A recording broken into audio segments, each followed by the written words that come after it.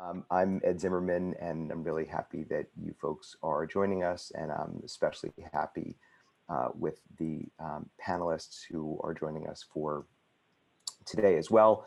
I'll tell you a bit about what we're going to cover today, and I want to thank a couple of hundred of you who completed our survey and raised terrific questions and gave great feedback.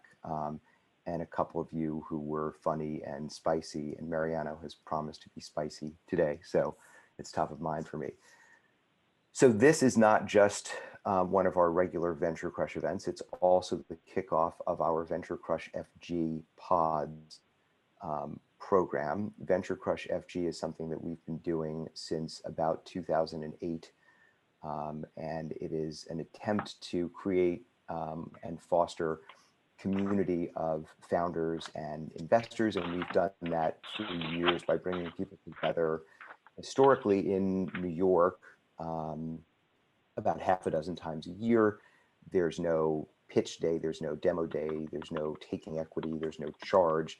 It's about creating a community. And so we now are launching today VentureCrushFG pods, and we have 11 pods which together have just over 100 companies. We have amazing co-leads for those pods, and there's an Airtable which either is or will be dropped in the chat more than once that shows who those co-leads are. They're venture investors from all over the world, as well as our colleagues at Lowenstein Sandler. And I'll just give you a quick hit on what the program does. It's not that these venture investors are going to invest in your company. That's not the point of it. And from their perspective, they're not looking at your company and saying, okay, this is out of my strike zone, so I'm off. I don't need to talk to them anymore. It's about creating a rapport, trust, relationship, and peer mentoring. So there will be 5 90-minute off-record conversations that happen in the pods of 15 people or so. There'll be 5 of these larger on-the-record sessions with experts talking about a theme of the day. Today, it's getting your first or second round, or not getting it. And the pod is supposed to be part of a community, and everything we're doing is designed to create a welcoming, inclusive, diverse, and equitable community. Diversity, equity, and inclusion have always been a central theme for us. No sharp elbows. That's something that we've been saying since 2008 when we started this program. We don't take equity. We don't do demo days. And the reason we don't do demo days, it's not that we oppose demo days. It's fine.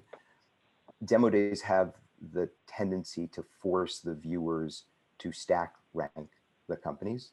And when they do that, you as one of the founders realize that these people in your pod, these people in your cohort, they are your competitors. That is not what we want.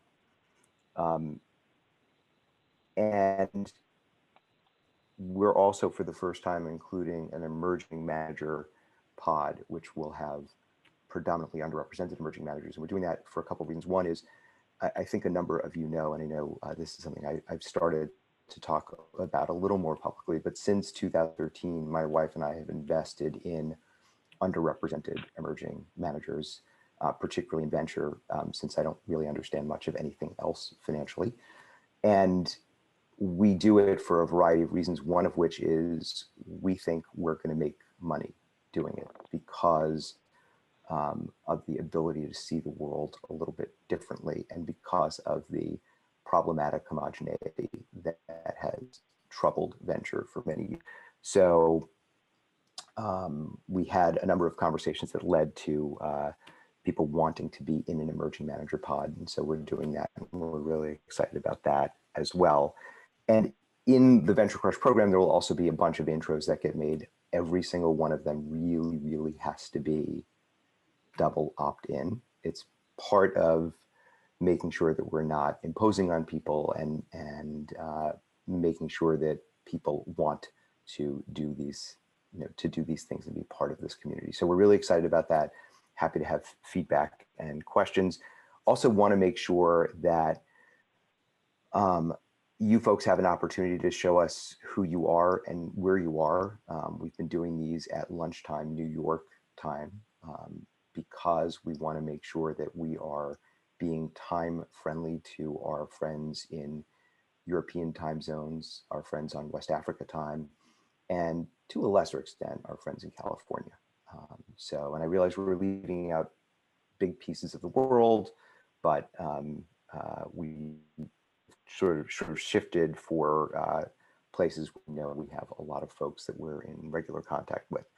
And the last thing before we get into it is we're going to do some biographical stuff so you understand who the panelists are and where they are. I know Judith looks very bookish today. And then we'll get into questions on investing. We want you to feel free to use the chat during our conversation. It's not disrespectful. We want you to say who you are, and you can include your LinkedIn links, or get to know each other in the chat. You can use the Q&A for questions as well. You can drop them in the chat too. We'll do our best, and we'll go until about 1:30, 1:40, and then we'll ask people in the Venture Crush program to stick around for a couple of minutes after that, and that's it. So thank you all so much for being part of that. And with this, I am going to start with Soraya, since I was gently ribbing her unintentionally earlier. But Soraya, I'm starting with you in part because you were actually in this program for one of the several companies that you have started in your career, and you started at the New York Times managing digital partnerships and social media at a time when there wasn't a whole lot of social media. And so maybe you can just tell us a little bit about yourself. Absolutely. Thanks, Ed. And Ed and I have a very friendly relationship because he has been making fun of me for over a decade. I began my career at media companies, notably Condé Nast, for a time when they called their division of digital Condé Net. In my first week on the job, I wrote a press release that was called "Wired Acquires Reddit."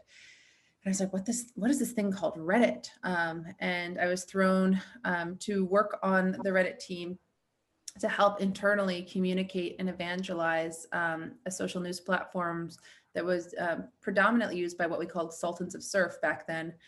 But our demographics were, I think at the time, more than 80% men. And so it was very interesting to be a woman getting an insight into the acquisition of a social media company before the Web 2.0 era. I went to the New York Times, as Ed said, to be manager of digital partnerships and social media back when the Times called it buzz marketing. We were the first brand in the world to position ourselves on Facebook, Tumblr, Foursquare, Vimeo, YouTube, Foursquare, and a slew of other social media companies that fell by the wayside. We won award-winning campaigns for being the first brand on all of those platforms, and the team was monstrumental and entirely exciting. In fact, one of them works with me now at TMV, our venture fund. My good friend Ariel Zuckerberg was on my team, helping us position the Times on social media. So then I went to a cloud computing startup that our venture partner Darshan co-founded called Drop.io, a cloud computing company that was competing with Dropbox before Dropbox, as we like to say. Drop.io sold to Facebook, predominantly for talent, and the remaining team members became a New York mafia of sorts. We love co-investing with one another. We love championing one another in our different ventures, and we've co-invested many times over. And then I co-founded an app called Food Spotting, where I met Ed for the first time, a social mobile local application that helped the world discover great dishes, not just great restaurants. We were Wired and Apple's App of the Year back in the day. A B-list celebrity in our best of days. People always remember Food Spotting. Sometimes they used us, but I like to say we were notable for being the first hashtag on Instagram. We were across the street from Kevin's original office in Soma when he was one employee. And then what happened next? We sold the company twice. Food Spotting was bought by OpenTable and then Priceline. So long story short, I became a semi-prolific angel investor. Didn't recognize I had a great track record until 8 years in. Very, very good track record. I was on the seed or Series A round of 5 unicorns, and then partnered up with a good friend of mine, Marina Haji Pateras, who ran an institutional family office, and we decided to join forces and start a fund called TMV. We've been doing it now for 5 years, and I'm very proud that 77% of our founders are women and or minority helmed. So thank you for having me, Ed, and that's a little background as to who I am. I appreciate you playing that at 1.4x speed for all of us. That's great. Thank you. I'm a New Yorker. We know it's terrific. You were on the cover of a couple of magazines, and you recently talked about learning from that. And one of them was you were on the cover of Fast Company. What did you learn from the experience of being on the cover? There's a lot to unpack with that question. I wasn't expecting that question, so I have to like go back into old talking points now, Ed. But the truth of the matter is that media can be a conduit. Media can be very powerful, but it can also be a showstopper. I think if we look at all of the women in particular who have been sort of torn down this year, big falls from grace, one common thread among them all is that they were tallest poppies. And so my experience with the media has been both positive and negative over the years. And something that I like to talk to founders about is how to navigate it with grace and how to leverage media so there's a direct ROI to your business. I wish I had known that when I was 26, but certainly I'm grateful to folks like Bob Safian for asking me to be on the cover of Fastco's Most Creative People in Business issue. It led to so many opportunities. I can't begin to name how many, but it also opened up the floodgates for criticism and for potential jealousy in the industry that at a young age I was absolutely unprepared for. I was on the phone yesterday, to bring this back to something more relevant, to a woman who's about to take a company potentially public. And she told me she doesn't want to do press right now because of what's happening to other female founders in our space. So I'll just leave you with that. The experience for me was both positive and negative. Uh, Sorry to hear that, and thank you for sharing it. And I think we're going to talk about stuff that's positive and negative today. I want to talk to Marlon a bit about Troy declining to invest in the fund which you tried to launch. What happened with that, Marlon? Am I confusing you? Yes, I'm very confused. You pitched Troy Carter on investing in a fund after I guess toward the end of Kaufman. Am I wrong about this? I got you. Yeah. So my first fund was called Cross Culture Ventures, and founded that in 2015. And my very first LP commitment was Frida and Mitch Kapor Capital, who had been mentors of mine for years, and went in and gave them the pitch. This is what I'm trying to build. And they said, we're in, we're going to invest. I wasn't even asking them to invest. I just wanted advice. They said, we're in, we're going to invest, support you 100%. But you got to do this one thing. You got to fly to LA and you got to meet this guy, Troy Carter. And I think you guys will hit it off. And so I flew down to LA. At the time I lived in the Bay Area. I now live in LA. I flew down and it was like I was pitching him to be an LP in the fund. And I mean, we really hit it off, had a great conversation, and I thought it was going in a positive direction. And then at the end of the meeting, he's like, yeah, I'm not going to invest in your fund. I invest off of my balance sheet. I've invested in companies like, Uber, Lyft, Spotify, Warby Parker, Wish, etc. I can't see myself doing that. And so I was like, all right, well, cool. Let's keep in touch. You're a cool brother. We get along. And left it there. And so, flew back to the Bay Area, having checked the box that I was asked to check, collected the check from my first investors and friends and mentors. And Troy called, I think it was like 2 weeks later. Actually, it was his assistant that called. And so she calls and says, hey, Marlon, please hold for Troy. So I'm like, wait, you're calling me? What am I on hold for? But anyway, he gets on the phone and he says, look, I've been thinking about raising a venture fund for a long time, but have never been able to find the right partner and anyone that I wanted to build that with. I think you're that partner. What do you think about building this together as opposed to me being an LP? And we took 6 months getting to know each other better and ultimately launched our first fund together. That's great. And the first fund is pretty interesting. There was an article in TechCrunch in 2019, and it says, since CrossCulture landed on the LA scene with a $50 million fund, Nichols and his partners have notched 3 exits, I think one of which at the time would have been Gimlet, and seen the paper value of the fund's portfolio grow by an aggregate 2,080%. That's a big number. That's 20x. What were some of the drivers of that success, Marlon?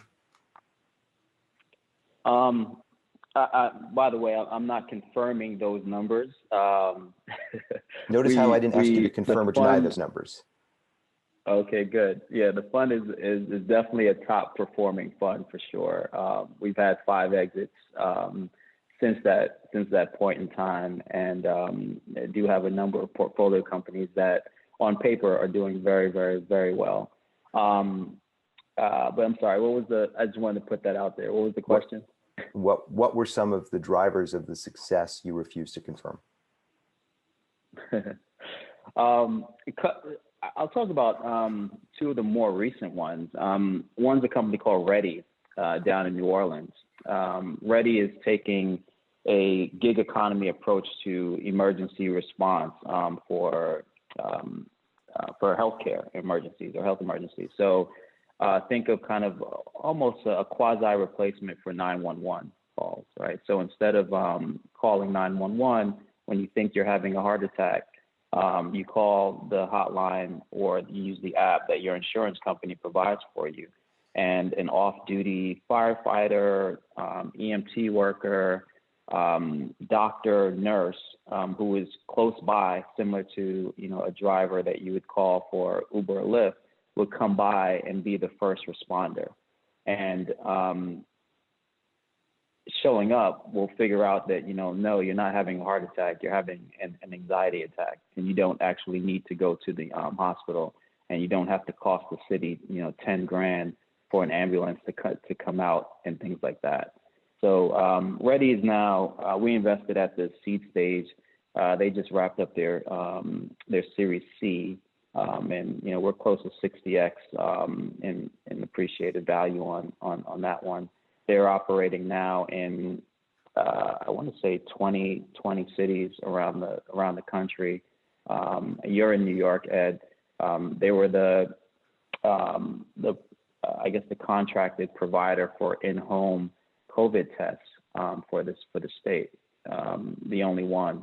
The same thing for Washington D.C. and a number of other places.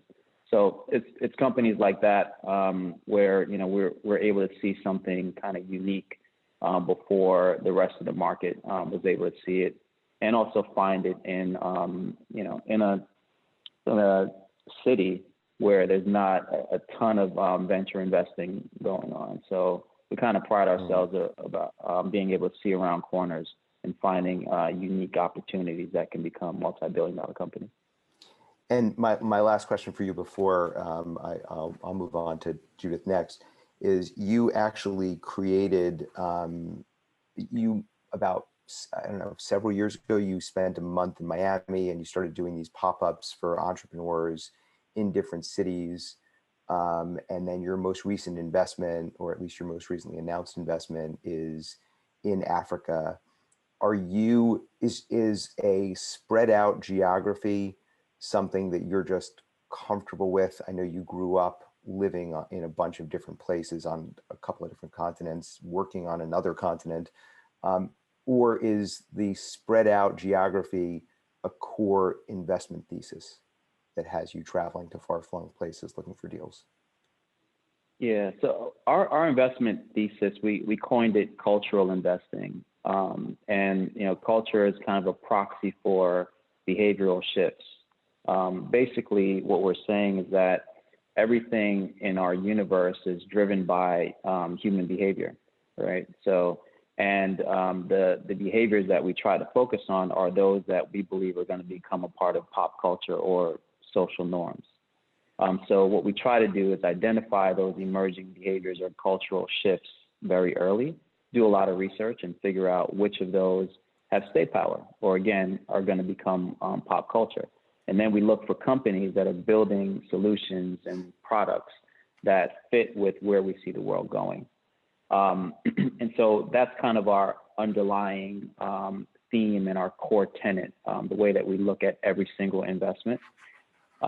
We're based in Los Angeles. We have a presence in the Bay Area, and that's actually where the majority of our investments are made, because that's where we are. It's kind of a natural thing.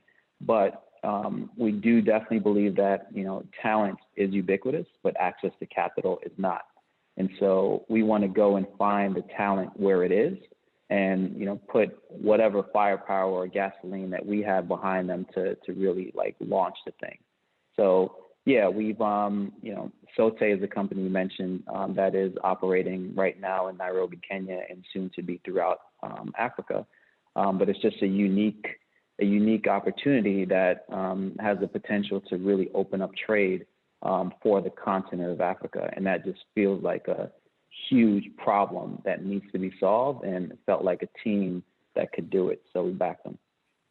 Great, and because you mentioned Kenya, I will also mention that not only does VentureCrushFG have an Africa pod of Africa-focused investors, some Africa-based investors in Nigeria and South Africa in particular, but we also had our first, about a week and a half ago, Venture Crush Africa with about 200 people, and we co-led that with Ingressive Capital and our partner at Lowenstein, Rossi Turman, who leads our Africa efforts,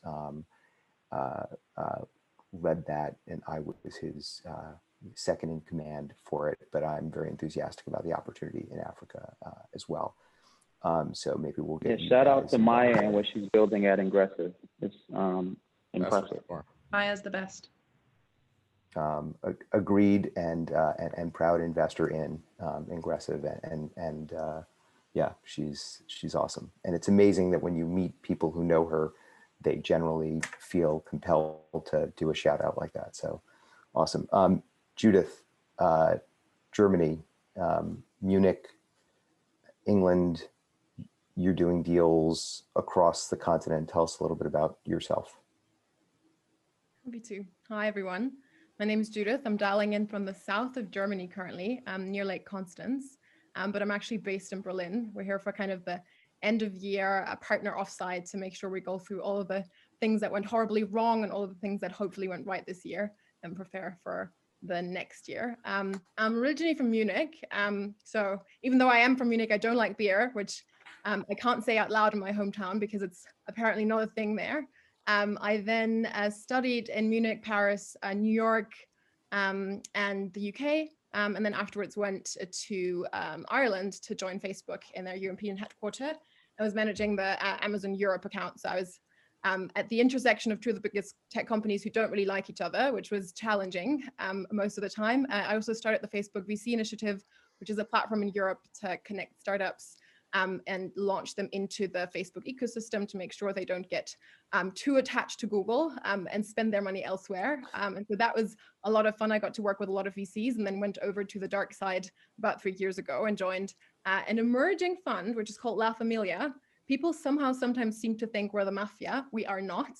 And if we are, then only in the best of ways. We're a seed stage fund based in Berlin. Our team is distributed across Europe. We invest in Europe and the US. Focus is on B2B tech companies that enable or disrupt large industries. Why large industries? We do believe that, maybe Europe has in the past not been too good at, building the next Instagram or building the next Amazon, but we do think the unique advantage that Europe has is a lot of very, very deep know-how in the established industries, such as the process industry, pharmaceutical manufacturing, the whole industrial space, manufacturing there, but also logistics, supply chain, and insurance. And so a lot of our LPs come from these very kind of established old school industries. You can also tell from the background, we like old school stuff and try to connect them with the best startups out there that are trying to either cater to those industries or disrupt them by way of the technologies they're building. We're now in the second fund generation, have a portfolio of around 50 companies, just launched our second fund towards the end of last year. And so, yeah, great to meet you all and excited for all the questions. And you have, so in sync with Soraya, where Soraya is doing sustainability investing, among other things. You also have sustainability and future of work, but you're on the business to business side. How do you combine sustainability and future of work with insurance and industrial and logistics? Yeah. So I think for future of work, for us, it's really the question of how should people be working? And I think, if you ask any employee that is using SAP or other horrible enterprise solutions, they will tell you that they can't really marry the fact that they use a tool like Instagram or WhatsApp in their private life, and yet they're forced to, be working on very, very old school interfaces that don't really have a lot of automation. And so we're looking at, the whole kind of consumerization of the enterprise trend, trying to find ways of either, building new layers that sit on top of the old legacy solutions, because all of the existing big insurance players will tell you there's no way they're changing either the back end or the front end of what they're building. So you need to find really smart ways of trying to slot into the existing infrastructure. And then with regard to sustainability, I think for us, that was really something that we have as more of a focus of the fund, because when we were fundraising for the second fund, we were speaking to a lot of kind of established industry CEOs. And this was a topic that was at the top of their agenda. So they say, any board meeting that we have, we know we need to change. We know there's huge regulation coming our way, and we have no idea how to even begin assessing the CO2 footprint of our supply chain. We don't even have visibility on our supply chain. We even, don't know the second layer of suppliers that we're getting goods delivered from, be it from Asia or from other places in the world. And so I think especially within B2B, in comparison to B2C, where I think the data is showing that lots of people say they care about sustainability, but then when you actually look at the buying behaviors, not all of that is trickling down yet to the way that people make purchase decisions. I do think in B2B, there is a lot of pressure for capital to be deployed and be changing their ways. And so that's something that we're banking on and investing in. Great. Okay. Thank you. Elliot, I'm going to start for you with an audience question, which was why venture and not hedge funds for all of you? And in your case, Bessemer has the publicly traded stock NASDAQ Cloud Index. If you look at the chart on those companies, why would you not just quit your day job and put it all on that? Why are you bothering with venture? That's a bit of a personal question. It really starts with people. I mean, I want to invest and partner with people. That's what defines my professional career, my passion, what I absolutely loved about being a venture capitalist for the last 15 years. I will kind of riff off of what you said about the Emerging Cloud Index. I'm not cool enough. Marlon's a very good friend of mine, longtime friend in the venture space. I'm not cool enough to invest in consumer. My wife will verify that here in the house. So I do invest probably 99% of my time in digital health, cloud software and infrastructure. So I'm guess I'm kind of a nerdy person vis-a-vis Marlon. I follow him into cool places when I'm in LA. But it's an incredible time that's happening in digital transformation. Everything is being disrupted, and I think as a Black venture capitalist and a fairly senior check writer in an enterprise world, it's really important that things like values and diversity take place and have their place on the enterprise side as well.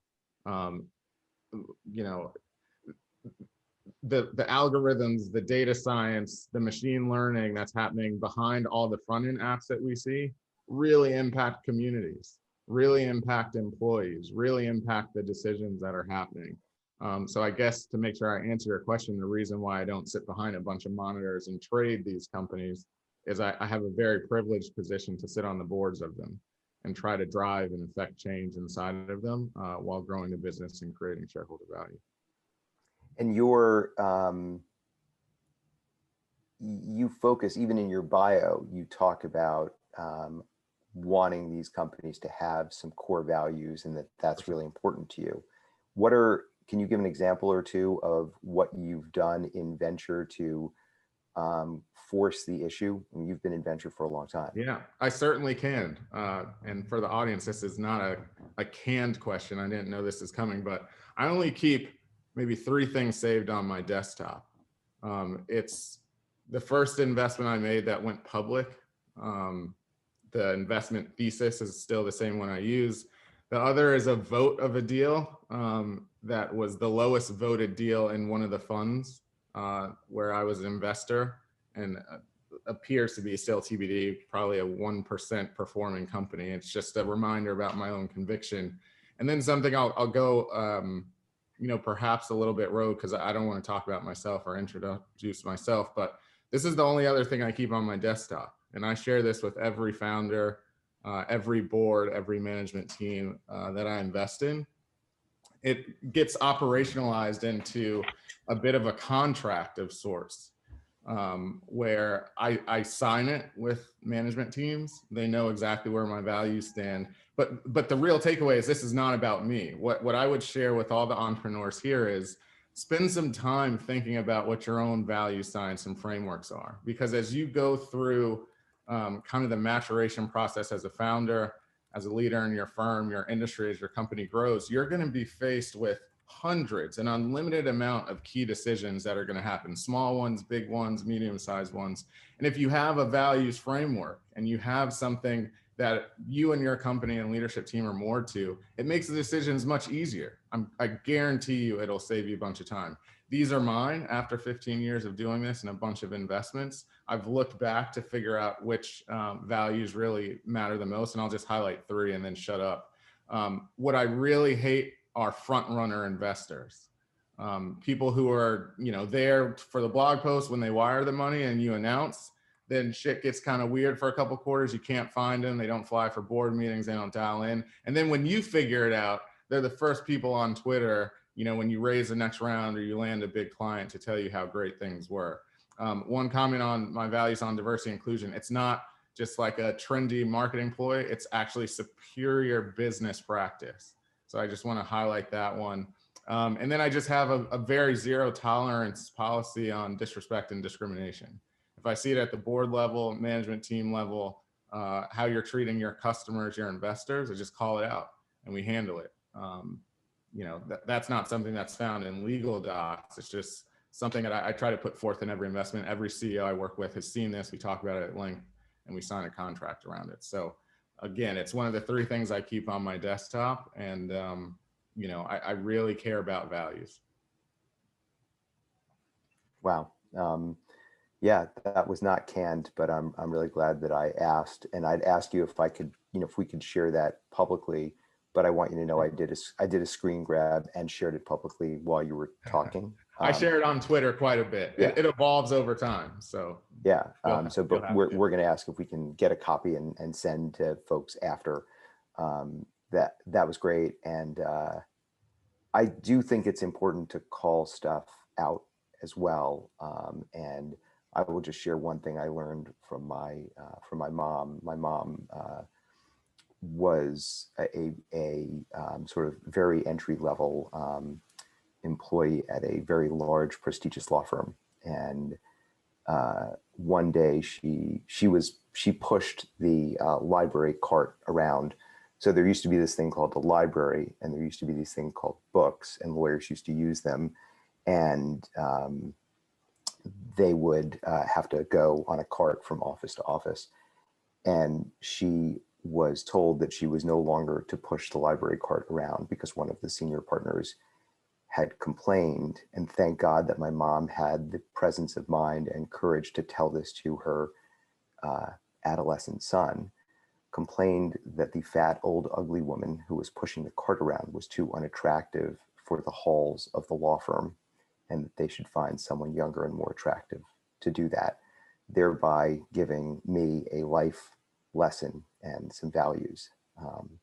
Not the only way she tried to give me values, but just, yeah, people can sometimes suck, and you need to call bullshit on it when it happens, and make sure that other people, don't do that.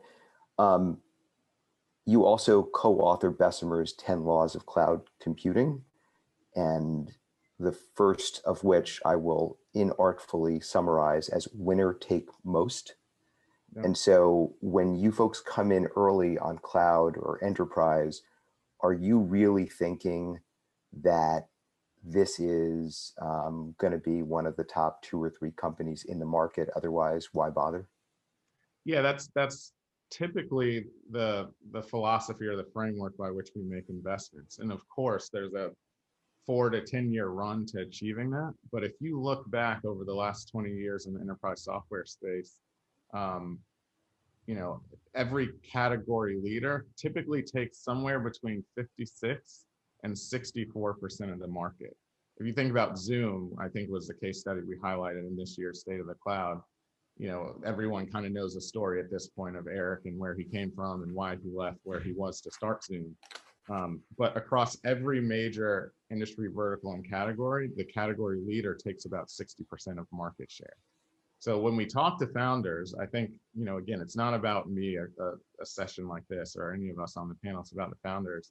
I always try to tell people, start with the end state, right? Like you have all these letters, you got to figure out A to Z. Start with what Z has to look like for your company to define and achieve the success that you want for yourself and your startup, and then work backwards. And that's kind of the perspective we take here at Bessemer, which is in order for you to reach letter Z, which is 60% share in your market or your competitive set, let's now talk about the letters working back to where you are now, which is A. And that's the messy part. That's the hard part. And if we can map it out and we think we can help you get there and you've got all the chops to get there, that's what matters. But yes, I think law one is in the cloud economy, scale wins.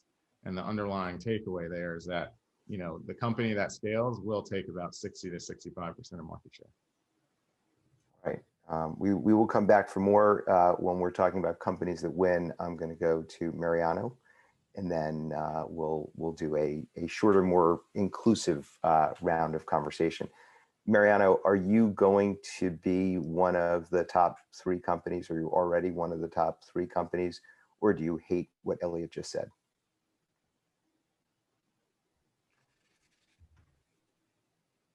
I think that those laws, as many laws, are imaginary, and those are the laws of the best of breed, which I mean Bessemer is paid for via a hefty piece to go fetch.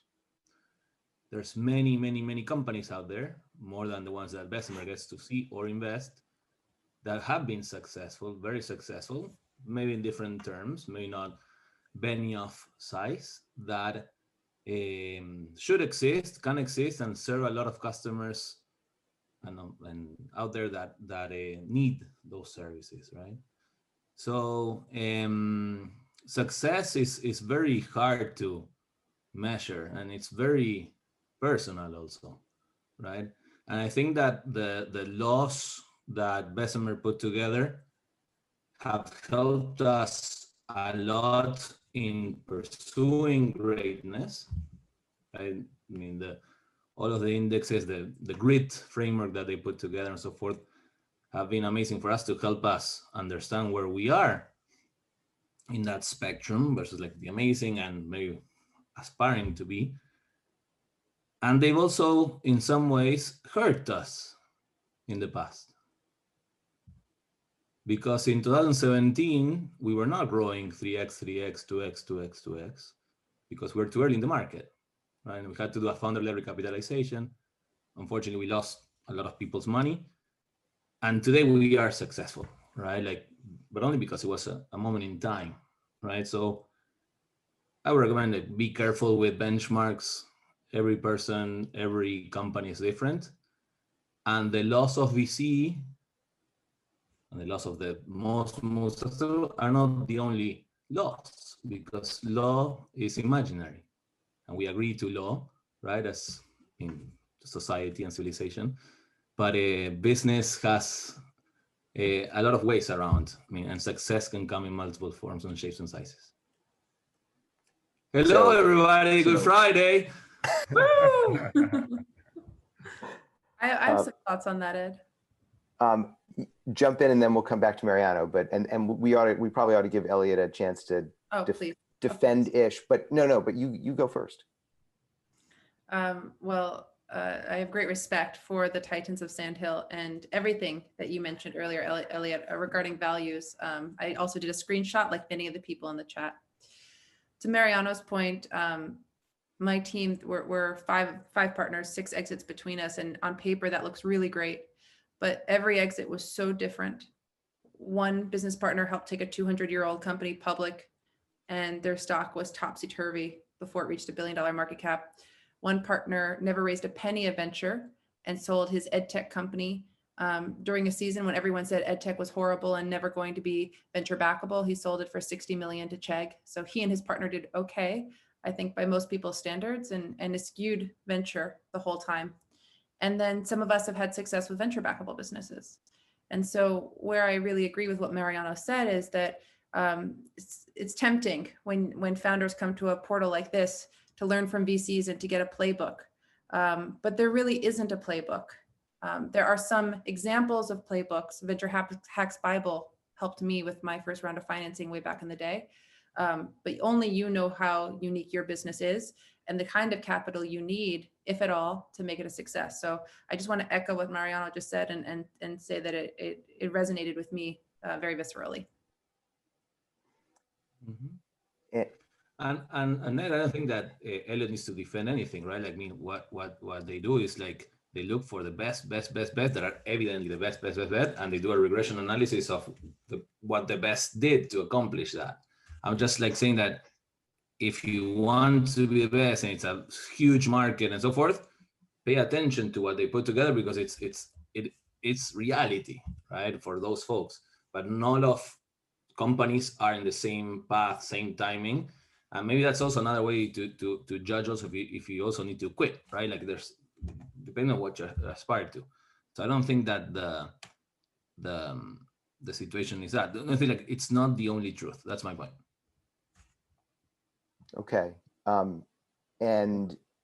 But you should let Elliot defend or I mean share their point of view there.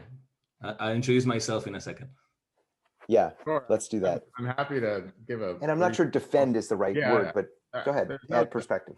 I'm certainly not going to defend a set of benchmarks and frameworks. It's really just, if you look at the biggest outcomes that we've had, or even companies that we didn't invest in, we've got a huge part of our website dedicated to our anti-portfolio where we got it wrong, right? So like it's just a framework really for founders. It's certainly not a framework for investors. And if there is a situation where investors are swayed by our own frameworks, that's probably not the investor you should be working with, because they should be working with their own frameworks and try to figure that out. So it's unfortunate to hear that perhaps, conversations with other investors are swayed negatively in that way.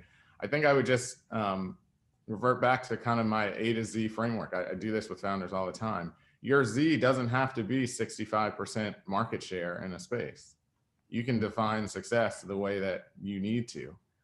The only way that we can shift a $2 billion fund into a $10 billion fund, at least one company has to get 60% of the market share. Or I can't then go back to my partners and my LPs and say that we did what we said we were going to do. And again, all of those frameworks are good, better, best. And we've never invested in a company that's best at the day of investment. What we try to do is set up a pathway and give our learnings and work with companies to shift from good to the best and hopefully end up being the category leader. So certainly not going to defend it, but I really do appreciate the perspective. So just to weigh in, and I think that was a pretty fantastic way of expressing a response. Companies, in my experience working with companies that have failed and companies that have been really, really successful, the line is squiggly and it is multi-directional, it is omnidirectional, it seems. It is not a straight path to success. And I think sometimes the companies look at rules or look at benchmark metrics and say, we're not here and therefore, we're in trouble and we're going to have trouble getting funded, and they're kind of wedded to that. And there are ways, there are ways through, there are ways around, but it's important to realize that it is not a straight path, even once you're a growth company. And Mariano, I know that with Mural, which you should tell us what Mural does. Mural is not your first company. You started and sold a company to Disney a while ago. But with Mural, it wasn't a straight path. So tell us a little bit about what Mural is and what the path has been. Okay, so Mural, I mean, it's things here. There you go. It's an online workspace. Looks like a whiteboard at its core that helps people in different locations be able to collaborate visually, right? On generally on things around design thinking, strategy, innovation, things that generally would have happened in the past inside a workshop or a project room or a war room. Some people call it different ways. And of course, because of the pandemic, that, I mean, the adoption curve became explosive. But again, in the last few years, it was accelerated for sure. So it's not this year. It was aggressive growth last year. So yeah, that's what we do, and we generally so we serve teams, but in general, most of our business and our revenue comes from aggregation of teams and in companies that are the biggest in the world. Like, you know, I saw someone from Capital One in the call, Jude. Hello, Jude. He's a customer. So that's what we do. We started a year with 100 employees, and now we're 350. So it's, I mean, now we are in that path of insane growth right now. I mean, we are over all of those metrics because of, again, the context in the world, right? Not necessarily because we are so smart. So you are the future of work, which is great. And you're in that high growth round or high growth stage. And we did have a survey, and the survey talked about a bunch of different questions that you folks were kind enough to prioritize. And well over 100 of you thought the most important question was most important things I should do or avoid in trying to get a venture investor, not just an angel investor, but trying to get a venture investor to lead my financing round. And I realize this may be a little basic for some, but I would love to have you folks give us some guidance, particularly if it's a seed round, a pre-seed round, or an A round. Can I start? Please. So, I mean, again, so diversity inclusion, there's a very relevant word that, I mean, in the context, which is privilege, right? So privilege can be inherited or it can be earned, right? And something I was thinking a lot, like we did a Series B in June, and I was thinking that was the first time really that I was not begging for money. This was the time when I was like actually selecting who I was going to be raising money from. So I started thinking about that, and the reality is, like, I put myself, because of whatever reason, in a position of privilege, right? And it was because we had like a business, a lot of customers paying, a lot of happy customers paying, a great team, like we check all the marks. So, I mean, again, picking on Jude, it's like, hello, I mean, when he introduced, he's like, hello, everyone, my name is Jude Anasta, and I'm launching a fintech company. I would love to connect with VCs who are interested in investing in early stage. So the first thing I would say, oh, I want to start a company, thus I need money. It's like, no, I'm starting a company, thus I need a point of view, I need a market, and I need customers. And Kickstarter is a way to collect from those customers, but it's probably first, before that, it's like building an audience, building a privilege. I mean, the person, I mean, Jude, comment for you is like, I went to your LinkedIn profile and I saw no articles there, for example, about it. I would love to know your point of view on fintech and what particular part of fintech is broken and so forth, right? So build an audience first, build customers second, and then raise money, not the other way around. Try to not raise money. All right. Happy Friday. Who that's in the business of selling money to people would like to go next? I've been thinking about this a lot lately because we're investing out of our second fund at TMV, and so our top of funnel, that's what we call an adventure, like the number of deals we see per week has just exploded. And it's really interesting because when we were quiet and under the radar with our first micro fund, investing in companies like City Block Health and Parsley Health and Henry the Dentist, a lot of these companies are in healthcare, so they're not as buzzy, and most people didn't know what they were. And as they get higher and higher in the zeitgeist in terms of profile, you receive more and more inbound. So I'm going to start by saying I'm a little burnt out because I've been meeting with so many founders this week, and in terms of pattern recognition for a seed round, one thing I've noticed is that it's very rare that a founding team has the right idea at the right time with the right people at the helm of their company to execute on the right idea at the right time. And often we find founders that have 2 out of the 3 or 1 out of the 3. And I often wish I could kind of mesh 2 companies together and say, this person over here is a genius at management, and this person over here is a product mind, and this person over here is a quality engineer, and this person over here has the best idea given the census research they've done on where the industry is going. And so, you know, really at the end of the day, I think that's what early stage investors are looking for, because we're investing at the earliest infancy of the riskiest asset class. So we're taking a lot of risks with our dollars, and the only way for us to mitigate that risk because remember, we're out there like you pitching money to LPs. I'm also begging all the time, like Mariano said, and we have to be good stewards of capital for our investors, our LPs. The only way we can mitigate their risk is by making a solid argument using the data and the research that we do on our back end to say that these are the right founders with the right idea in the right addressable market, so it's big enough, with the right team behind them. And your job as a founder is to answer those questions for us and to help us through your pitch, through your emails to us, through your deck, whatever wedge you have into communication with us, a DM on Twitter. Your job is to convince us that, you know, you are carefully navigating all of the unknown unknowns in our industry. I think if you can write a compelling and succinct paragraph describing why you, why now, why this team, and honestly, the job of a CEO is to be a chief salesperson. So tell us who or whom you've sold to so far. Is it your co-founder? I got, you know, Rebecca to leave Amazon to come join me. Tell us and convince us to whom you've already sold, even if you're pre-launch. And I think that paves a nice way into a first entree with a VC. Did someone want to respond? And I think that the other thing is, like, as a entrepreneur, you need to like be obsessed about like removing risk, right? So like, and again, there are customers, so thus there are people willing to pay for money, thus whatever. I mean, VCs are not, they don't love risk, right? And similarly, like it's the other way around. So they take the risk because they have to and they need to, and that's their business.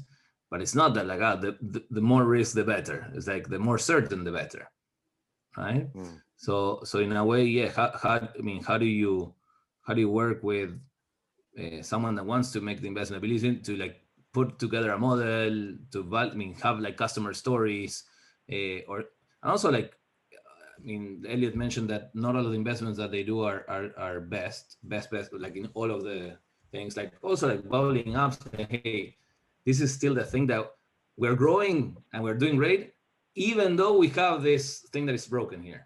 Well, we know about it. It's a fact. Embrace it and work with your VCs to figure out if you need help with the team besides the money, right? Because the reality is like once these guys join your company, your cap table, if they're good, like Elliot mentioned, they will be working with you. Like that's part of the value proposition they have. It's not just like money and go away, which is something that you might also want to pick up. There are some investors like, here's money and don't talk to me. That might be good for you too. Sometimes it's really good. But again, it's about like either mitigating risk, and when there is risk, like just acknowledge it and see, that's the next 2 years. We need money actually to mitigate this risk. That's the conversation. Can I jump in for a second? You mind? So as someone that invests at the probably the riskiest stage of venture investing, at the seed stage, right, where you don't have a lot of the knowns, if you would, right? At my stage, it is the most risky, but it's also where the most value is created, which is both are reasons why I like to operate there. And so most companies that I meet don't have it all figured out. I think it was Soraya that said earlier, it's the market, it's the people, it's the combination of those two and timing as to whether or not, you think this is going to be an incredible opportunity. And so you're looking for signals in most cases, right? Because the actual data is not there, right? So depend, and those signals are going to vary or change depending on what industry, what sector, what type of company you're building. So, in certain types of companies, the e-commerce company, like there's no way for me to tell if that's going to be a success unless they're generating revenue. that's it, right? If it's a marketplace, well, then I'm looking at activity within that marketplace. How many visitors are coming there? What's the transaction volume? Things like that, right? If it's a enterprise facing, a B2B facing company, well, are you in pilot conversations? Are those pilot conversations maturing, right? They're different things. And I think it's really important for entrepreneurs to really understand your business and the drivers of that business, and demonstrate in some way, even at the early stages, that you're developing traction and momentum on the things that are important for the success of your business. And then something you said earlier, Mariano, that I agree with is that, take venture financing as late as you can, right? Because at the end of the game, for entrepreneurs, for investors, it's about ownership. And the way that an entrepreneur can protect their ownership is by commanding a higher valuation, right? That means that people have to pay more for less, right? And the only way that that's going to happen is if you build, right? If you actually bring something of substance to the table. Like, I don't care what stage of investor you are, you prefer to invest in the company that is considered mature for that stage, right? So, a seed stage company that is, borderline or early Series A or borderline Series A company, that's super attractive, right? Because like you said, a lot of it has been de-risked, or we can see more signals, right? A late series, a mature Series A company going after a Series A investor is likely going to get a lot of attention. So I always tell entrepreneurs, you got to build, and that's the thing that no one could ever take away from you, is what you build. Mhm.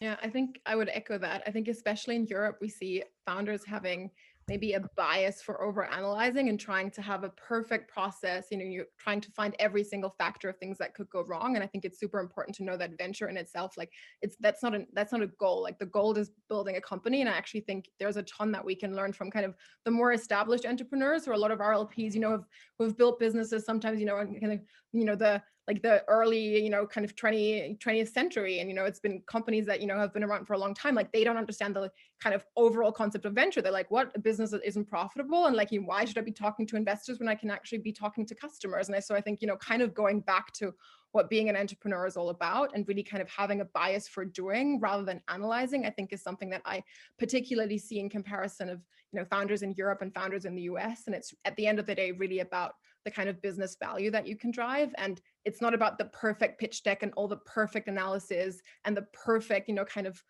fundraising roadshow that you're planning. It's really about the business that you're building. And so that should be like 95% of the time that you're spending, rather than, trying to prepare the fundraise in some perfect way, because at the end of the day, it's probably always going to work out, a lot differently than you had initially planned. And there isn't a component, and Soraya talked about like having to educate the investor, and Mariano talked about having to be really thoughtful about what your story is, and you were talking about the European sort of resistance almost to why would I invest in something where I could lose my entire amount of money. And there is that's certainly also something that we've been discussing in the German venture market for many years in particular, maybe less so in the UK. Part of that education is the storytelling has to be to educate your investors about why some of the old truisms in venture are broken and are manifestations of vestigial bias. So when Mariano talked about privilege, for instance, there are two truisms that I want to particularly attack. One is that companies need to have multiple founders. and another is that you need to have skin in the game and you need to have quit your day job. These are mistaken, biased perspectives that I have shared, I have articulated, I have held, and I have now jettisoned for me personally.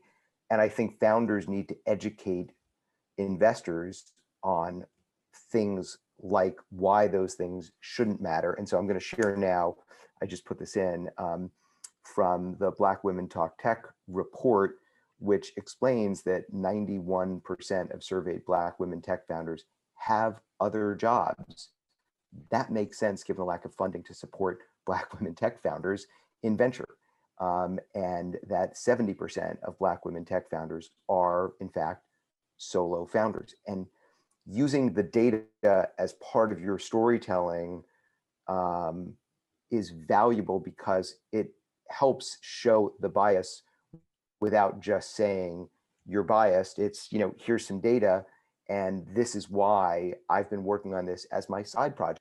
My side project is skin in the game, right? But I think it's important for founders to think through how to also educate some of the investors. Elliot, how do we meet and engage with investors in a virtual world other than warm intros and personal network?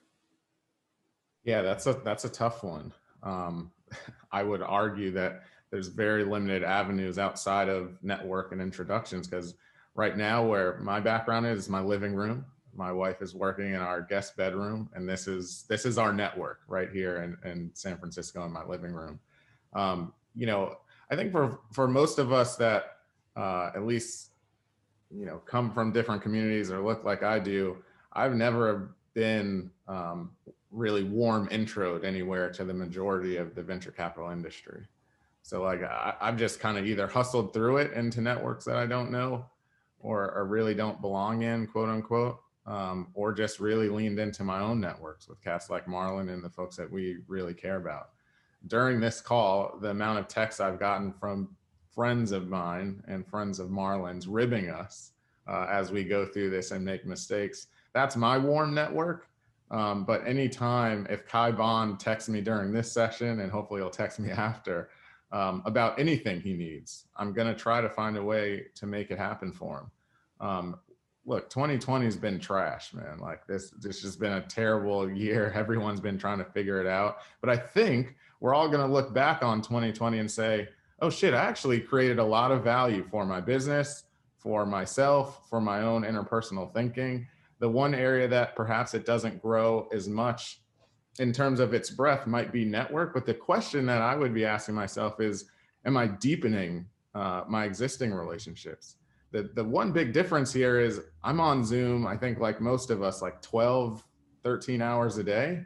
And that's allowed me more time to have conversations and meet with people than ever before. Many times new people, but a lot of the times I probably talked to Marlon more this year than I have in any year where we're both flying around. If, you know, I always joke that he might, you know, invite me to something really cool in LA. He doesn't all the time. But if I'm not seeing him in person or he's hanging out at my house here in San Francisco, I'm really leaning into not the relationships I have, but like really exploring those relationships. And what does that mean in this time? But I'm not going to sit on this panel and tell you I have a good answer to like, how do you create warm relationships with people you don't know over Zoom? Because I'm failing at it every day. One thing that sorry about that, but I mean, we talk about go to market, right? Like, and I said before, like, I mean, point of view, generate a brand, personal brand, company brand, and so forth. If you have, again, content that you're putting out there, I mean, execution and so forth, you also get some pull from people that say, oh, I know such and such, you should meet with that person. Or, I mean, Elliot's team, they're also like scouting for interesting companies, right? So like also think about that. It's not just about who do you know, an introduction and going outbound to VCs, but same situation. How do you make it so that people know about you because of, again, the thing that you're doing? And especially VCs that are paying attention to certain industries and things like that. I mean, they have people in their teams that are paying attention. heavily, right? So because some VCs don't have a point of view and they invest in whatever, but some have like, okay, obsessed focus, and they know what's going on. Marlon? So yeah, at Mac, we pay a lot of attention to bias and diversity in the investment realm. And one of the things that you have to consider if you're going to tackle bias in venture is how you get introduced to new companies, and there has to be opportunities for those introductions to happen outside of the warm network. That's not to say that, you know, if Elliot sends me a deal, I'm going to treat that deal the same way as if someone randomly reaches out and sends me a deal. It's just not, that's not natural. It doesn't make sense, right? You're going to go to where you think alpha, that gives you the highest chance of achieving alpha. And that's your personal network, people that you trust, people that you've worked with before, people that have brought you great opportunities with tremendous outcomes in the past. But, you know, like I said earlier, talent is ubiquitous and we want to find it. And so one of the things that we do is we have it's a very short, for lack of a better term, application, but it's a way for us to get to know you from our website. And literally, we review every single thing that comes in through our website. You know, some things are really simple and easy for us to say this isn't a great fit. And then there are others that, you know, takes more time and we end up doing, you know, an initial meeting, and then we'll see where it goes from there. But that's one of the things that we've done, at least, to make sure that, you know, we're seeing or we're opening doors for folks that are outside of our network. I think one thing that go ahead. One thing that we've been doing is hosting office hours. It's a very, very simple concept and existed before COVID, but hosting office hours regularly and giving founders not just the ability, you know, to send a pitch deck, which is always to a certain extent abstract, but giving them the ability to pitch a partner directly, you know, even if it's just for 15 minutes. I think that has been something that founders have been telling us they found very helpful. And we've actually found a lot of VCs doing the same. And so, you know, among all of the VCs in kind of the London and German ecosystem, I think there was, you know, like dozens of office hours hosted over the last couple of months. And I think that's maybe a way of making sure that you broaden the network and give founders an ability to pitch people in the investment teams directly. And since you raised the issue of bias and founders, Elliot, we can do as little or as much on this as you want, but I know, and thousands of people know, that your parents were part of the first integrated class at Vanderbilt. And I know that because of something that you shared, a video on June 4th on Twitter, and I dropped a link to it in here. If you'd like to talk a little bit about that, happy to have you do that. And if not, that's cool too. Yeah, sure. It's in public realm, and I talk about this story a lot. So, so 15 years into doing this venture capital thing, I'm going to riff off the last topic. I actually think with LinkedIn, with Twitter, with Medium posts, there's actually a lot of avenues to get to investors. The question is whether or not the systems are in place, matched with the right psychology and emotional intelligence to treat founders equitably. I actually think it's like pretty easy to get to most people here at Bessemer. Like it's really not that hard if you spend 5 minutes on our website or LinkedIn or whatever. The question is, you know, when you have that first discussion, are you being treated equitably? Before I address what Ed said, there's a company that I've been working with called Diversio, so I'll give them a shout out. They're helping us understand how we're treating founders that come through our pipeline. They're helping our portfolio with diversity in terms of their pipeline hiring, and even kind of internally here at Bessemer, how are we treating our own employees when it comes to those things in a very kind of data science and strategic way. So we're going through that journey. What Ed's referring to as a founding member of Black VC, a story that I shared just about like sometimes because I guess I'm at Bessemer, which I guess for some people means something. It's just a venture firm that's been around a really long time. Some people presume that I'm treated differently. That's not the case. It's actually really hard. As the Black investing partner who's kind of a senior person on Sand Hill Road, I get treated like shit all the time. I feel like there's a big target on my back. But I do think sometimes our industry conflates how progressive we are or pretend to be with actually where we are. So, you know, I lived in Canada for 4 years in Toronto with a great venture capital firm called Georgian Partners. For those 4 years, I lived in the heart of downtown. City is bigger than every city in America except for New York. I never had a interaction with police, which was weird given how I grew up. And then I moved here to a Sand Hill Road firm. I happened to be staying at the Westin on El Camino, just by Stanford, for anyone that knows the Bay Area. And as I was walking from leaving the gym to Stanford Mall to pick up some takeout from PF Chang's, which is something I probably should have been arrested for. You know, I happened to be waiting at the light to cross El Camino to Stanford. 3 cop cars jumped the curb, slammed me to the ground, gun in my face, telling me that someone's called the police and there's a black guy walking down El Camino looking for trouble.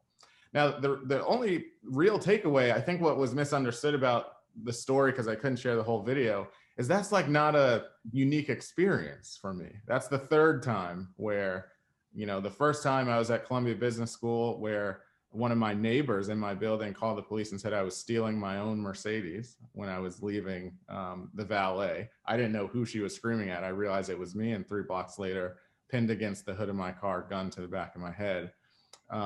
And I'd also been similar situation 5 years prior when someone said I fit a composite sketch leaving a gas station. So 3 times in my life, no matter what I do, no matter how helpful I can be in the community, to founders, to my industry, to people I work with, no matter where I went to school, you can do all the right things and you're going to be treated less than equitably. The story is not about me. The story is, to what Marlon said, is how do we retrain ourselves and how do we better this country and this industry to make sure that on all sides of this thing, founders, angel investors, employees, as you scale your business, we're just treating people as humans and better people. That's something that, you know, if 15 years from now this thing hasn't gotten any better, I will feel like a failure 30 years into venture capital. So that's why I spend the time trying to be transparent on these issues. It's why, as one of the few check writers here in Sand Hill or Silicon Valley that can write a 10, 20, 30, $40 million check, it matters to me. And I'm very proud to say that the first founder I backed when I joined Bessemer was the Latinx founder, Dan Perez. I led a $90 million round in his company. There was no, you know, he was not best against everything. The award at Hinge Health, if you're the top employee of the month, is Cockroach of the Month. That's tied to a story of how he grew up, which resonated with me.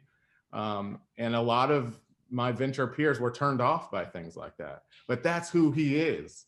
And that's what you've got to lean into. And quite frankly, as much as I am disappointed that the rest of my industry didn't see the potential in Dan Perez, it actually benefits people like me and Marlon and people who treat these people equitably, and they understand what that means. I walk in, I see Cockroach of the Month. I said, shit, I know what that means. You don't even have to explain it to me. Elliot, one of our values is cockroach with wings, though. Well, there you go. I'm into that. So those of us that resonate with that works. And, you know, I led a $90 million round in his company. It is the fastest growing digital health company in the country right now. And while I can't share anything, they're going to have some really exciting news coming around the bend. And so let's go from the police activity to talk about the next question that more than 100 survey respondents wanted to hear as top 3. And Elliot, we're going to start with you with the backdrop of, as an investor who has backed multiple companies that have gone IPO making tons of money for your LPs. What do you think the venture markets will look like in 2021? And please tailor your answer in particular to be useful to seed and Series A and pre-seed founders and investors. Yeah, so while I don't spend the majority of my time thinking about the markets in that stage, I think like 17 out of my 18 partners here do. So I support them in those efforts all the time. It's been really fascinating for me because I joke with them that growth equity is the new seed, because it's become so competitive from the very first stage of you potentially raising money that it, seed rounds have gotten bigger. Seed rounds, like when I started in venture in 2005, the seed round announcement I've seen, those were Series A's.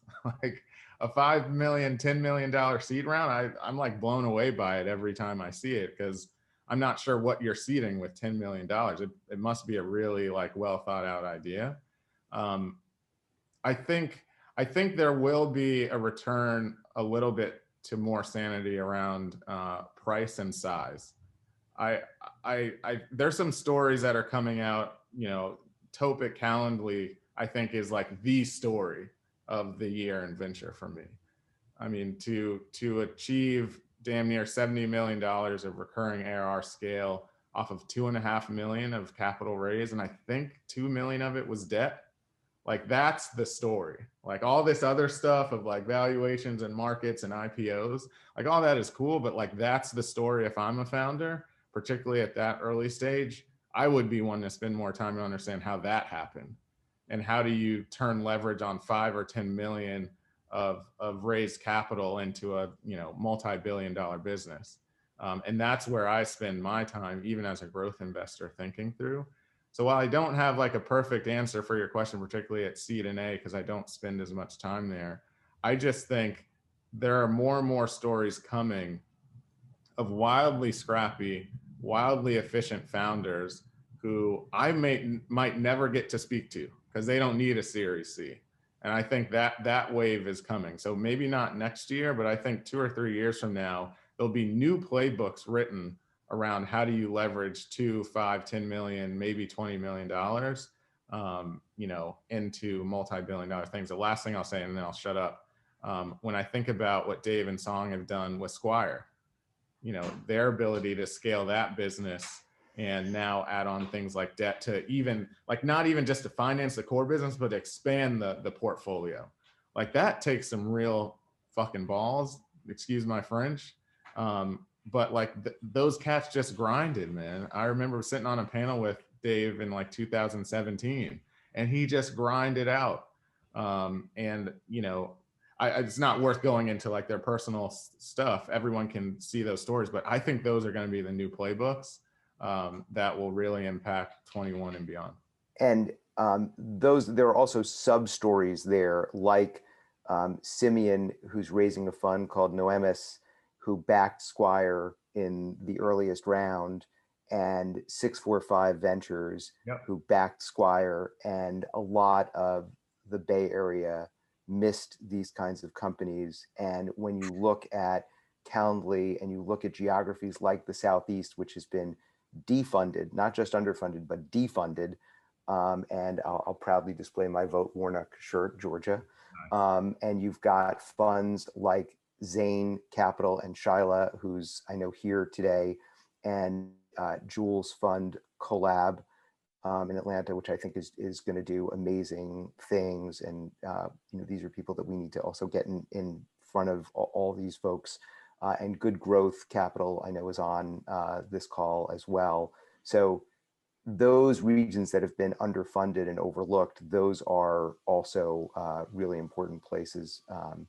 But I'd love to hear from others what their views are on 2021 and what you should be thinking as a seed or a stage company or investor.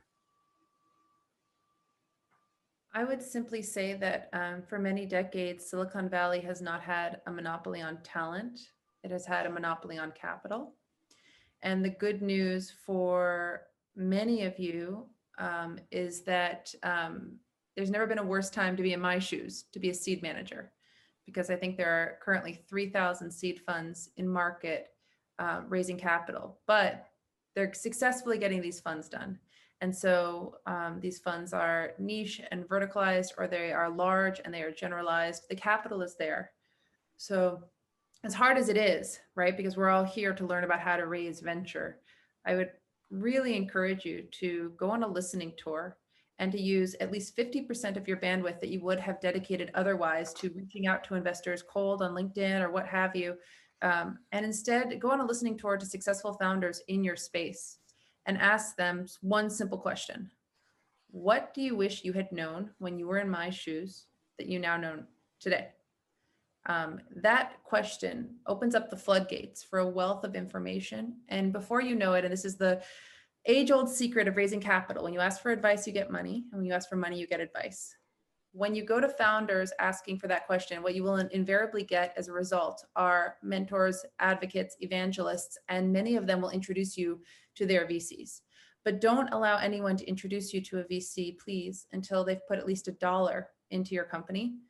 Because an introduction is only worth its weight in gold. And so I think the strongest introduction you can get is from somebody who has made money for their VC in the past. I think it's actually more valuable than any other introduction. And advisors are always out there to take equity in your company, but most of them can also afford a little bit of change to invest in you. And once you get those warm intros to the VC, I highly encourage you not to explicitly ask for capital, but to ask them what they're looking for in strong founders that they would like to back. And then to establish a rule of 3. I believe when you've met a person 3 times, they're much more likely to get to yes in any given negotiation. And so this is not, by the way, my research. You can read research on this from everything from getting to yes to Adam Grant at Wharton, but try to create a reason to have a second meeting with a VC. Be it, I'd like you to meet my business partner, or I have some data I'd like you to look at the next time we chat, and set that conversation up for 2 weeks or 1 month later, which gives the investor some time to mull over your business. And in that interim period, when you're not speaking to them, send them an article every now and then, not in a predatory way, but just in a very light way, saying, read this, thought it might be illustrative ahead of our next meeting. That is my secret playbook, if there was one, for how you can start to establish a very warm relationship with an investor. I'm in late stage conversations now with a Black-owned fintech business in Maryland. And the company was not on my radar a year ago, but the founder did something really exceptional. He added me on LinkedIn, and then he kept writing the most astute and eloquent blog posts, making a case for his business, and then would ping me every now and then to see if I saw it. So never underestimate, as has been said before, the power of storytelling. Never underestimate how important it is to stay in close contact, and that rule of 3. Who wants to disagree with some of that before I do? And some of it I totally agree with, and I love the fact that we're going to be disagreeing about some things. I think that's awesome. It's really important. I think I wouldn't necessarily disagree. I think, from a European perspective, 2020 has been an absolute, kind of fantastic year for European seed. We've never had a better year, which is, kind of counterintuitive in the midst of a pandemic. And I think that will continue in 2021. But I do think what we've already seen this year, speaking for our own portfolio, but also the market, is we see a heavy polarization. So stronger companies got even stronger and weaker companies got even weaker. And I'm saying this because I don't think strong and weak necessarily comes from the merit of the business, but it often comes from the lens that VCs take when they evaluate a business. And so I think, especially when it comes to the value of diversity, I'm very, very concerned for what is going to happen next year, because I do think that there is, this strong polarization in the market and a lot of FOMO that is driving valuations and deals, to American levels, which we haven't really seen before in Europe. And so I think that is something that I'm, both excited about, because I do think we see more global investors taking interest in Europe, but also really, really concerned with regard to, how founders who maybe don't in the beginning cut through the noise are going to be able to raise money for their companies.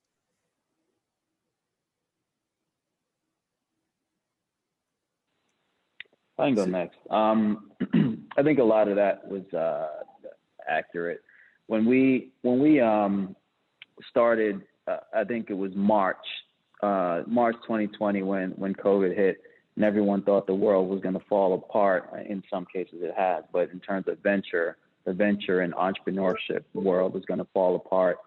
Well, that didn't happen, right? Actually, there's just about the same, if not a little bit more, capital spent in venture or invested in venture, towards startups, as well as venture funds raising capital themselves. And yes, some companies did fail, and to Judith's point, they were likely going to fail anyway. That failure was just accelerated, and a lot of companies did remarkably well. And again, that was probably inevitable as well. I'm looking at my plate right now, trying to end the year, and I've got 3 deals on my plate that I'm trying to close before we break for Christmas, and a ton of deals in the pipeline that we're looking at for next year. To Soraya's point, we raise capital, and we need to deploy that capital in terrific companies, and that's the business that we're in. So I don't see it slowing down at all in 2021. In fact, I see it accelerating a bit more, because there's going to be more capital in the marketplace. Just to be honest with you, in terms of the diversity, Elliot coined the term diversity theater a while ago, which he was speaking about the fact that it ebbs and flows in terms of the interest level, with regards to fixing the bias in venture capital and entrepreneurship. You'll have one year where there's a ton of focus on it, and everyone is energized, and everyone's saying they're going to do stuff, and you'll have 2 years where it just goes away. And so now we're at that point again, right, where there's heightened attention. There are all these announcements. There funds being created, and all this stuff. And so I'm hopeful that this time around it's not a part of the theater, and it becomes a real part of our fabric. And the efforts to truly produce equity and meritocracy in our industry are sustained. But history is usually a pretty good teacher. So while I'm hopeful, I'm not sure that I'm as optimistic as I would like to be.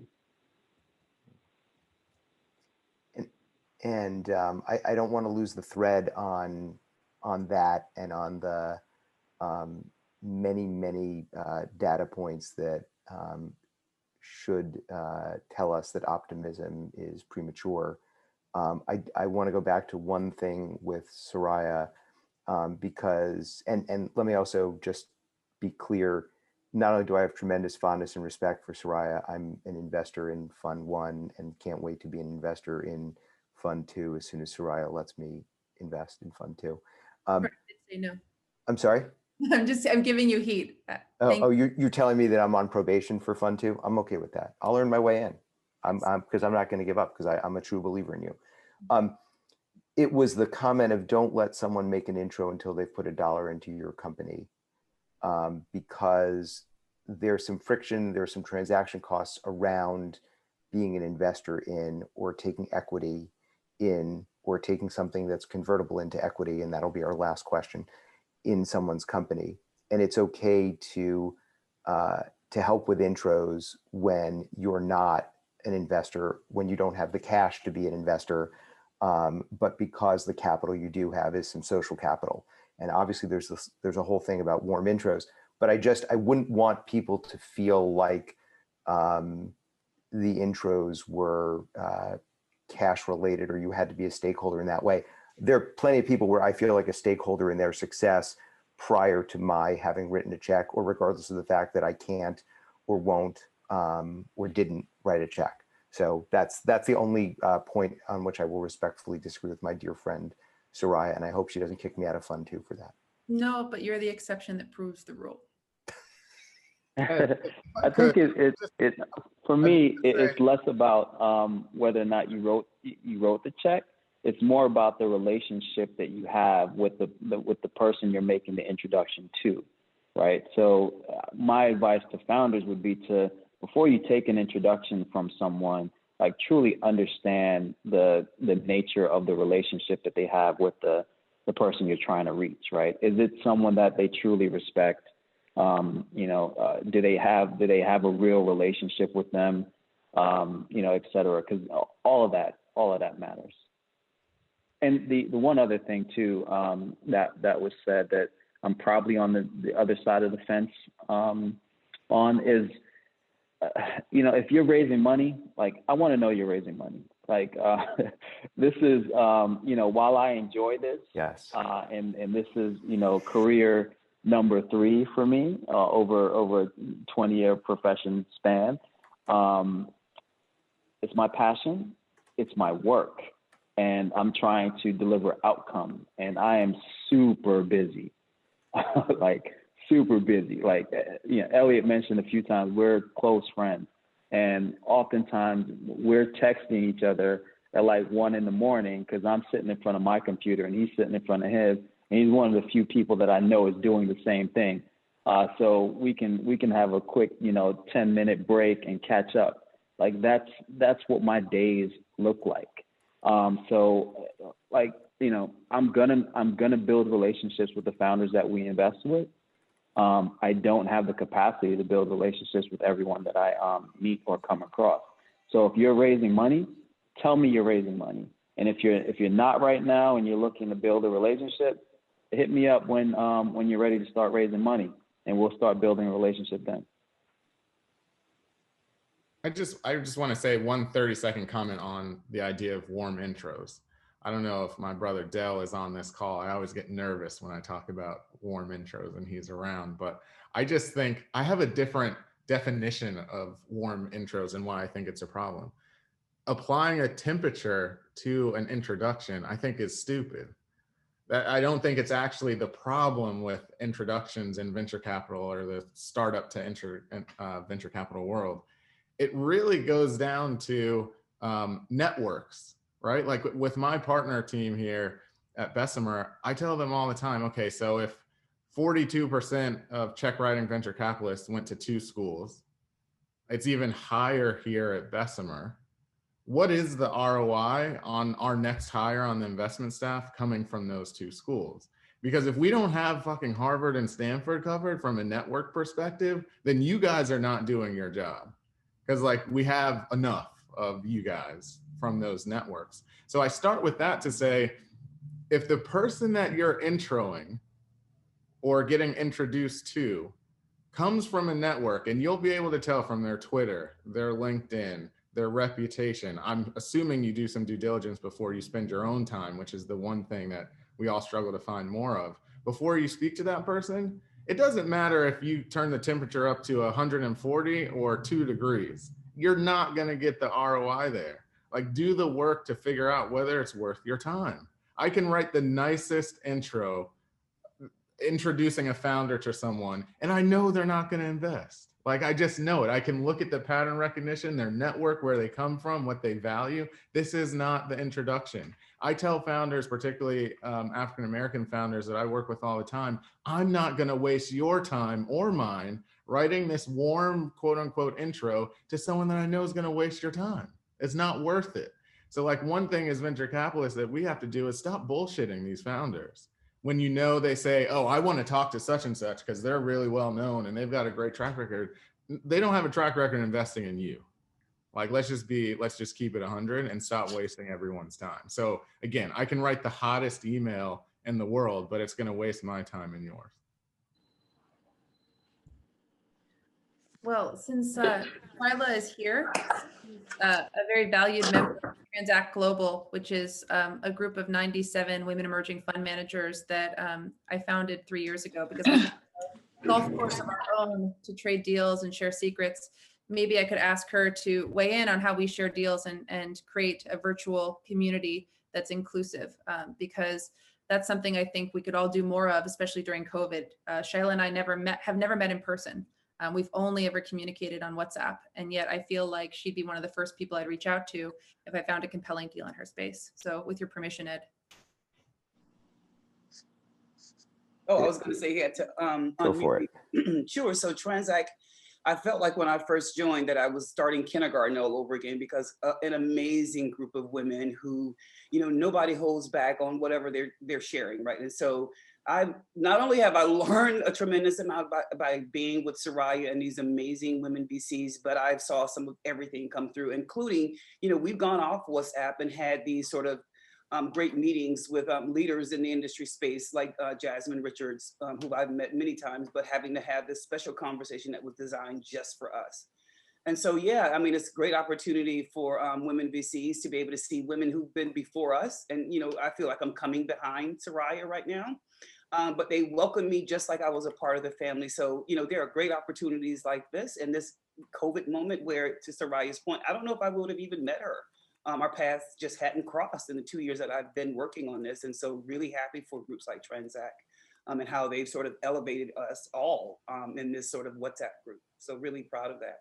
But I also want to give a shout out to Black VC, because watching you guys on Instagram, watching a bunch of my friends do Instagram stories with you, Elliot and Marlon. I'm thinking about like Connie and Rich Kirby and Kai. And I thought, God, we need a virtual golf course for women in venture too.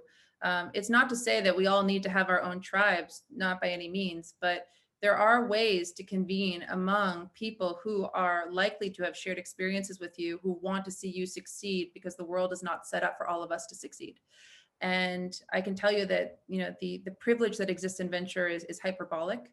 I mean, it's not even a matter of venture financing going to folks who are born on third. I mean, most of it goes to people who are born in interim home base.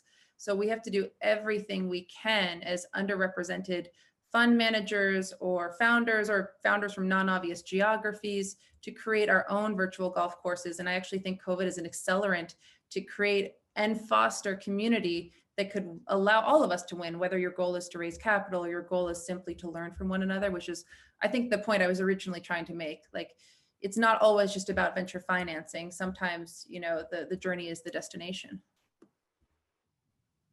So that was great, and I'm delighted to hear from Shyla. And I got to know Shyla, and I got to the point of committing to, which I'm very pleased to have done, to her fund, Zane, because I was in the process of making intros, and because your rule of 3 touches, whether it's 3 touches or 5 touches or some other number, that I totally believe that is the case. That's part of what we're doing with having 5 sessions for these founders and emerging managers in the Venture Crush pods.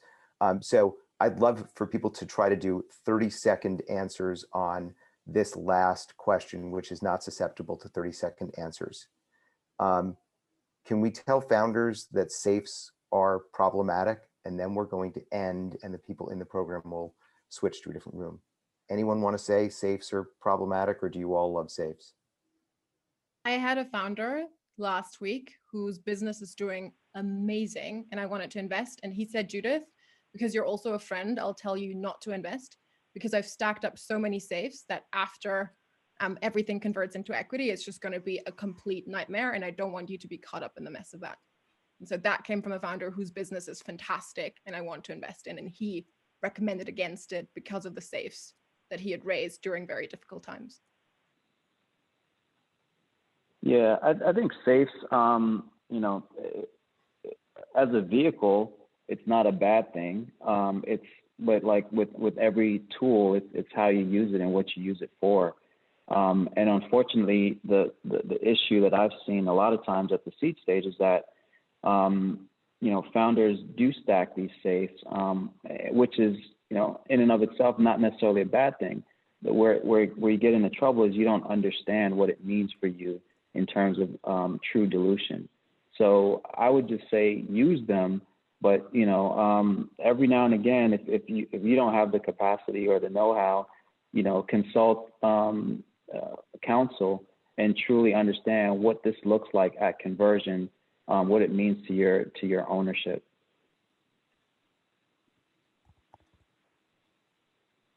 All right. I'd like to wrap up mean, in my case, it's like safe, seed, Series A, Series B, B1, mezzanine. All of those things are labels to help understand, again, who has the money that is labeled like that and who needs the money is labeled like that. But these are all, again, imaginary terms. Always remember that these are like things that someone labeled, right? So seeds going at $6 million, it's always think of like, what do you need money for? I mean, it's about milestones driven. And in that case, maybe it's people that already have a set of customers and it's their first round, which already need to multiply. So that's really not a seed, it's an A as measured, by, as labeled as what the standards are. But again, all of your stories are all different, all your founder stories are different. Not everything needs to be the Silicon Valley way, right? That's the thing. But it does need to start from what is the business objective of raising money, right? What is it that I need to accomplish next? And one of the things they need to do is money, but not the only thing they need to do, right? Like funding, something could be funded in multiple ways. If it needs to be done through VC because there's an opportunity to have massive max acceleration, there's no way, excellent. That's why it exists, and that's why there's so many amazing companies that go that path, now including ours. But remember, yeah, I mean, don't take all of the playbooks as laws of science and the universe. These are like, yeah, think about it. Soraya, it looked like you wanted to have the last word. I mean, I'm not a huge fan of safes, but we've done them. So never say never. I think that VC is a give-get. And so we try to be really transparent with founders. We write checks initially between $500,000 and 1.5 to own a floor of 10% in your business. We demand for that check, hospitality and integrity, but B, we ask for permanent information rights, a board seat until your institutional Series A or until you want us off. And we ask for pro rata perpetually. And I think if you just lay it out there for founders and say, we prefer priced term sheets for XYZ reasons, then everything just becomes a very simple handshake. This is my business. My business is to protect my investors and to be a good steward of capital, but you will flourish when, to Judith's point, you're not stacking safes and accidentally diluting yourself over multitude rounds. When safes work well is when you're coming off of YCOM demo day, you're raising at a ginormous valuation. And you want a really slick but very simple document to not overly complicate things because it's all going to be recapped or reconverting at the next round anyway. But that's not, I think, the norm for 95% of the entrepreneurs that I've dealt with. And so if you're not sophisticated in the realm of negotiation, I'd say it doesn't really matter if it's a safe, a convert, or a price term sheet. What matters is that you have good legal representation who can walk you through what you're reading because you are negotiating against people who negotiate for a living. And we are sophisticated at what we do. Thank you, And Soraya. remember, Ed, guys, if I get could good just- counsel early on. Sorry, I mean, this is very important. Don't nickel and dime a lawyer in lawyer expenses early on, because if it works out really well, it costs you a lot of money later on. The only question is like that right? But pretty sure that Zimmerman and friends can give you like a discounted price or something. But don't underspend early on. Because again, they do a lot of deals, so they see what's going on there. Don't go with your mom and pop family lawyer. Marlon, you were gonna rescue us from Mariano? I'm good. Okay. All right. First, I want to thank the panelists. This has been really great. I'm so happy to get to spend time with you and to have you share your insights and experience with everyone in our Venture Crush community. And I appreciate all of you being here, and special thanks to Karen Ernst and Carrie Fisk and Brittany Harlos and Katie Davey and Betty and Engela and the folks who make Venture Crush actually happen, and Mark Kesslin and the other partners at Lowenstein who really ramped this program. And we spent a lot of time with applications, which are free, and entry into the program, which is free. And we look forward to continuing to build this community. Let us know if you want to give us feedback and if there are folks that we should be including. And thank you to everyone. We're going to go now zip into another room for those who are in the program. If you can stay for another 5 or 10 minutes, and wish everyone wonderful holidays. If you're a registered voter in Georgia, vote Warnock. Thank you.